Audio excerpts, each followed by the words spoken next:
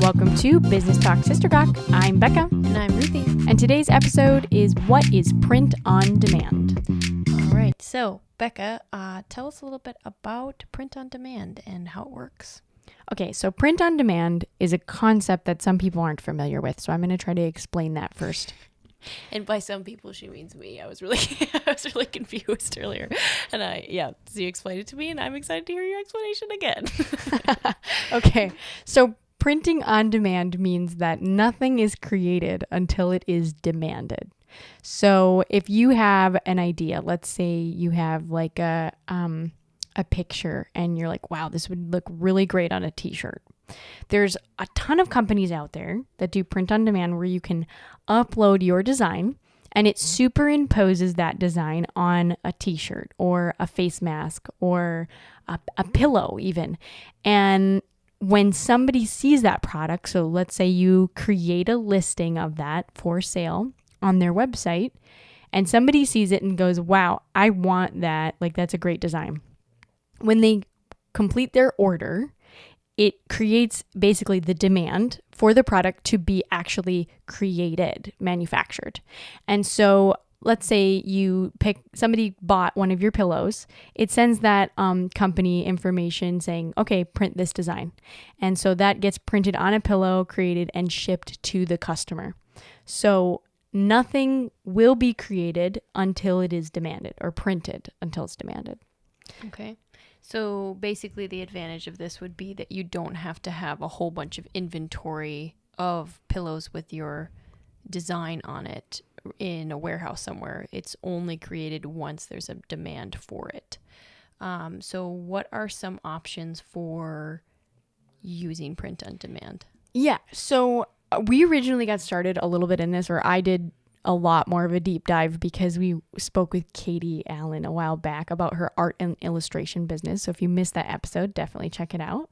And when we talked with her, she talked a lot about Redbubble. And I was like, ooh, I need to know way more about what this is.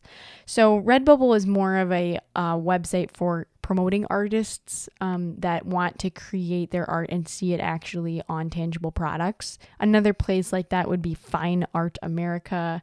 There's a bunch more, but then for other places that are a little bit more not just niche towards those artists, but people in general who are getting to a lot of product out there, Printful, Printify, Merch by Amazon, Teespring, Cafe Press. Those are a lot of different ones. Now, there's a ton of differences between all of those and why you would choose one over another. So we're going to start with strategies. There's a lot of different print on demand strategies and why somebody would choose to use print on demand. So print on demand, like Ruthie said, allows you to not have inventory sitting around, and it allows you to find a niche audience and expand to their needs as you see your product purchases. So let's say like you're a designer and you're just trying to find out who your true audience is and what do they like. Some people as a strategy will just work on cranking out designs and slogans or whatever that hits a niche and see what sticks. Now, that's a really time-intensive approach. If you like design and you love coming up with catchy phrases or whatever, that can be a great thing. Ruthie has a question. It's not really a question. It's just a comment. I think one of my favorite things is going through aisles in Target, like over in their stationery section when they've got all those notebooks with like these supposedly really deep sayings on top of them. And then I read them and I'm like, take control of today, or like, and I read them super dramatic as I'm like trying to be all motivational or something, because I'm like, what is the purpose of this? Am I supposed to say that to myself every time I look at this notebook? And I just chuckle every time. Anyway, if you need a good pick-me-up and don't want to pay for a motivational speaker or a life coach, just walk down the stationery aisle of Target.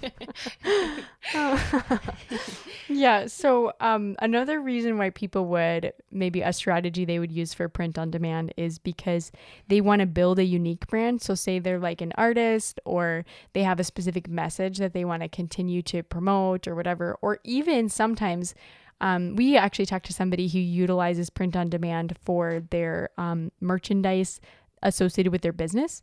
Way back in the day with 30 West, Candace Sjogren talked to us a little bit about that. So they don't. Episode 2. Yeah. Amazing. Oh my word. So long ago.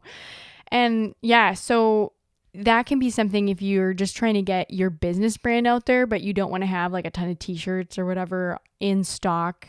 You can just say, oh, buy it here. And then it automatically gets printed when they need it. Another way that people use this is for creating mass inventory to see what sells. We kind of talked a little bit about that in terms of like an artist finding their niche, but other people use it to just see like what's actually going right now.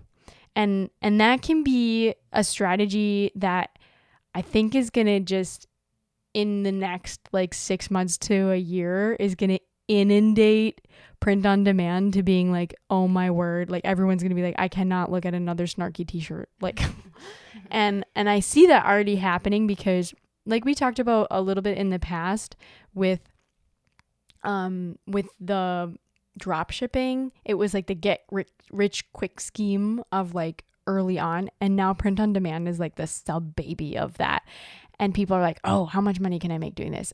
So just keep that on the rise, that suddenly everyone's going to start selling snarky t-shirts that are just slightly twisted to say a little bit different of a saying, but that's why you're seeing all those ads for those things. Go ahead, Ruthie. What would be the difference between print on demand and drop shipping then?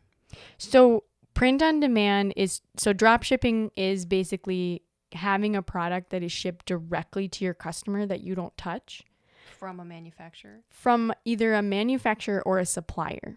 Okay. Now, in this case, this would be a manufacturer, right? So print on demand is a subcategory of drop shipping. Okay. Does that make sense? Yeah. So then it would be like when you go to that website, as opposed to going through Amazon, you're going to a like Redbubble, and that would be the platform that you would purchase it from. And to print on demand, to manufacture that product. Okay. Now, Amazon actually does have this too. It's called merch, and they're very selective now about who they let in that program.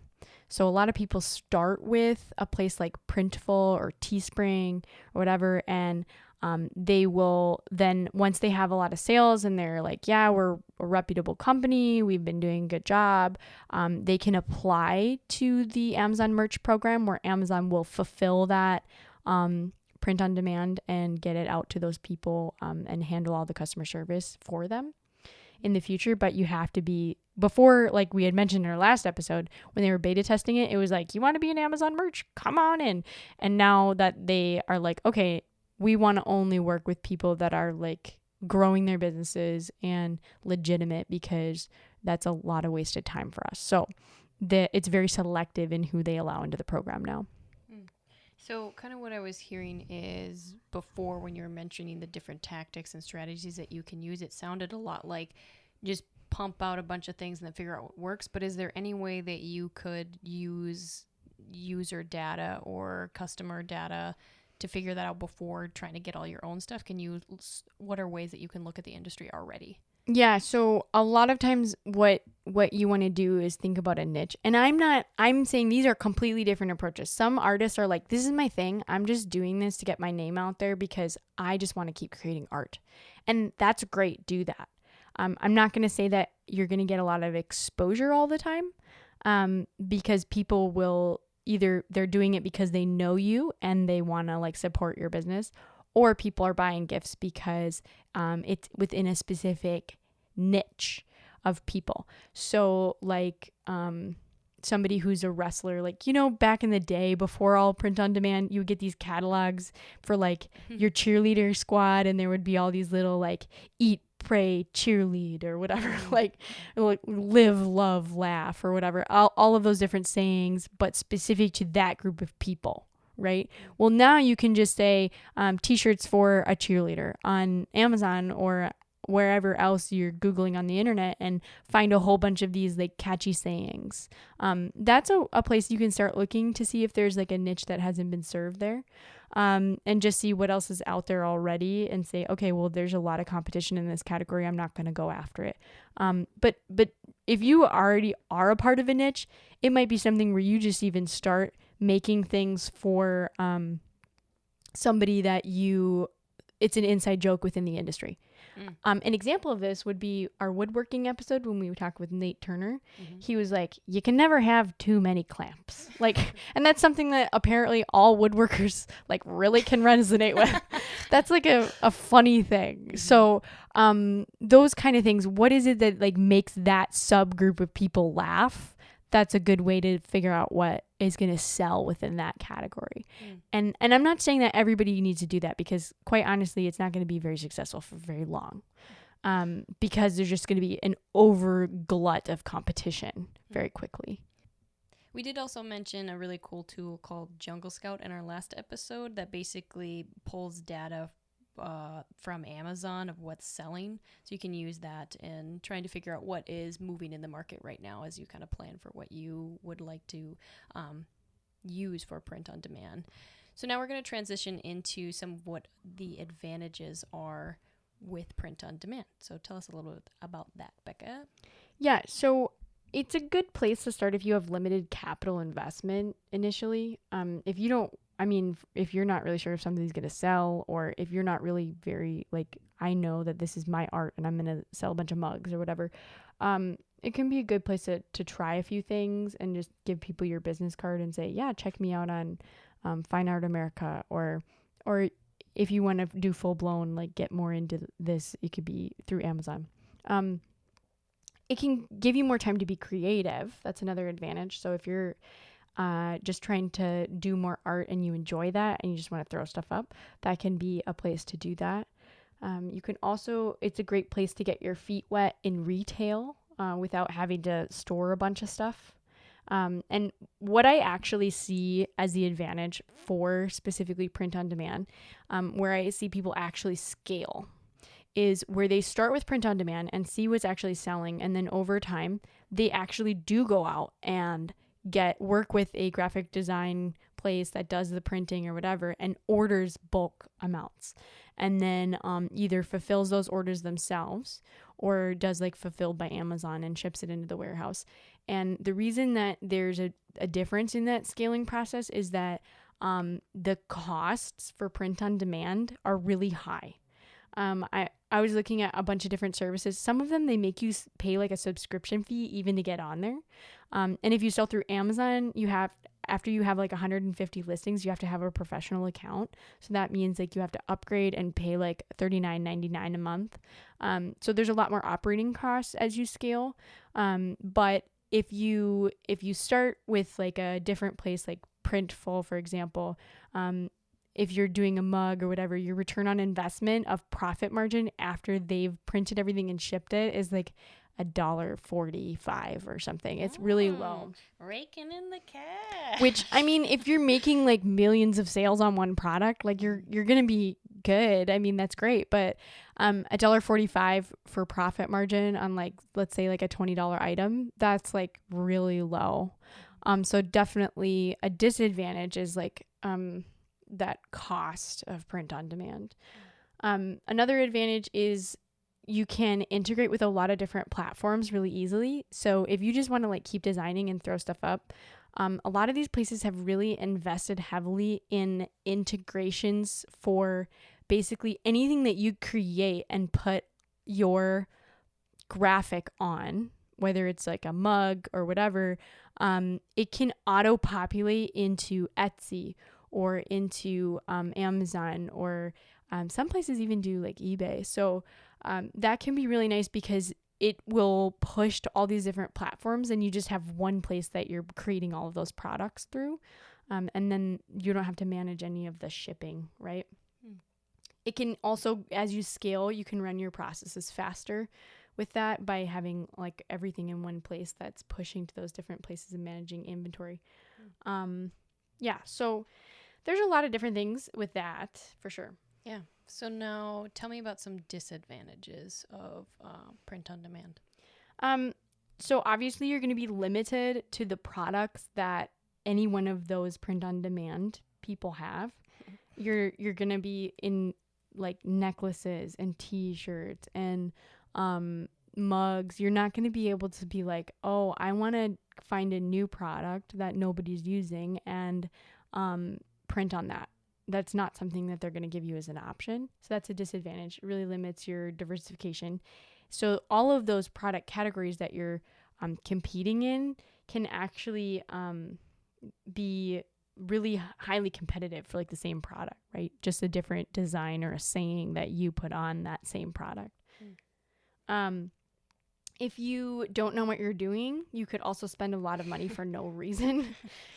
There's always things where people are going to try to upsell you and people give you education or whatever. And if you don't start like really looking at like the print on demand different platforms of what they're going to be charging you, and especially like they're not on the same page, so like sometimes you'll have to go to a different place to find out how much they're going to charge you per item for shipping versus what the manufacturing cost of that item is, right?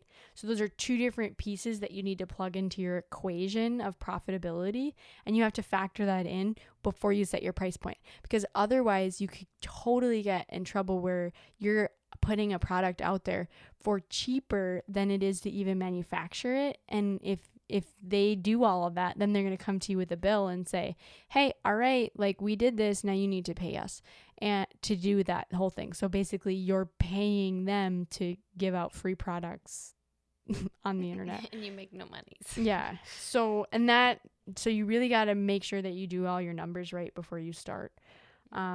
And then another thing that I found is a disadvantage is you don't have a lot of product control for outages. So like if you were fulfilling it yourself, you have all this inventory. Somebody orders, you can go send it out, right?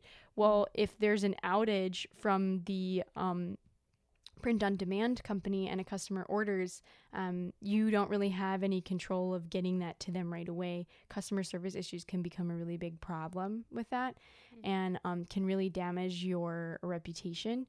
And so that kind of is the product quality aspect you also don't have control over. So if they're like printing on a pillow and like the stitching on the pillow itself is just really poorly done, you're not able to inspect that, make sure everything looks good on the product before it goes out the door. Mm-hmm. So, and that's kind of in contrast to like if you have your own Etsy shop and you're making all of your own products and things like that. I know people they'll add little notes to their product and just say, thank you so much for shopping on my Etsy shop, whatever. And then they can ensure the quality of it themselves because they're inspecting the item before they made the item before they're sending it out. So there can be a bit of a disconnect there in the quality of the item that's shipped out to. Yeah, and that's where I think a lot of people are using print on demand to rig Etsy. And I do feel kind of frustrated about that, especially for people who are doing all of the work to like make their products. Mm-hmm. I mean, it is a great way for artists to get their name out there, but Etsy is kind of rigged where the more product listings you have, the better you show up with less spend. And that kind of basically rewards big companies or people that really push out a lot of content. And so there's right now, maybe they'll change that in the algorithm, I don't know, but right now it's really giving an advantage to those people that aren't hand painting or aren't doing hand calligraphy. So tell me about kind of more long-term stuff. Is this a good source of residual income? I think that if you're trying to try out retail, this is a really great place to start, especially if you are a creative person or really just like testing things. It can be a really slow cost of entry with lots of things you can learn from and different platforms you can check out to see.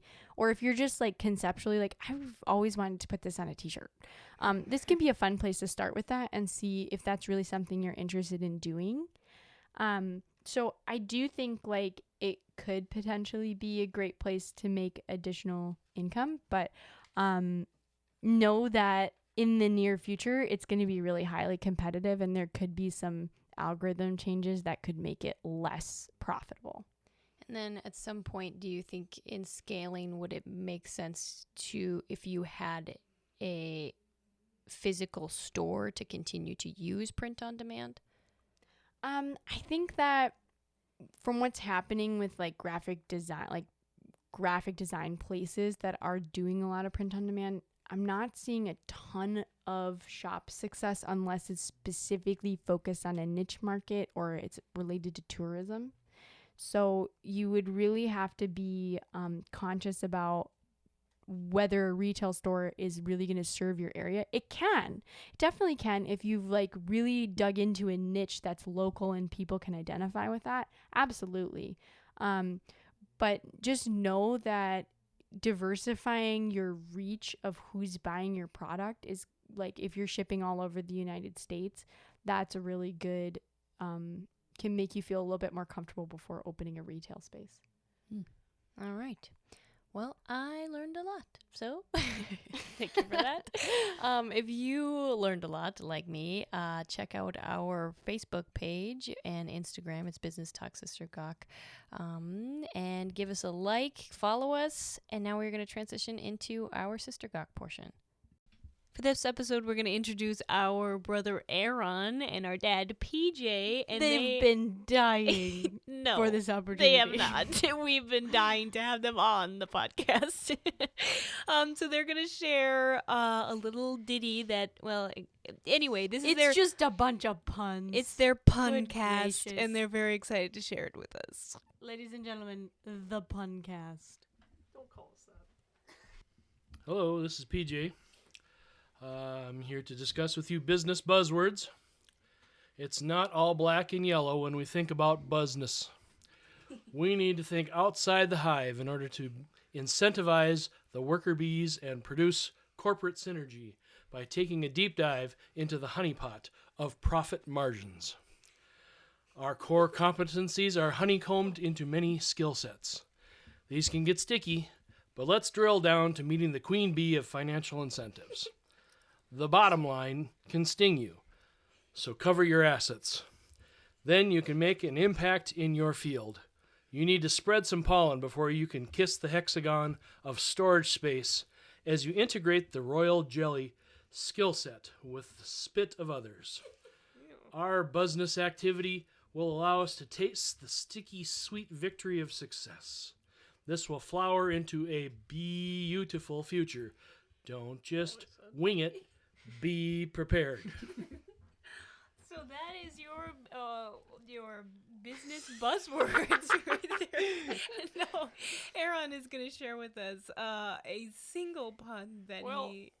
Well, I guess I'm limited to one single pun now. Or you can share more. You just have one written down. You are the punisher. Usually he likes to riff off everybody else. Well, you had it written down. How was I supposed to riff into the middle of yours? Riff into a script. Okay, anyway, share Go. Sounds wrong. All right, everyone. My friend William has a new lumber business. He needed advice on advertising. I, of course, suggested billboards. Humor. Have you heard about the new corduroy pillows? They are making headlines. It's quite impressive. Thanks so much for joining us this week. We will see you again next week.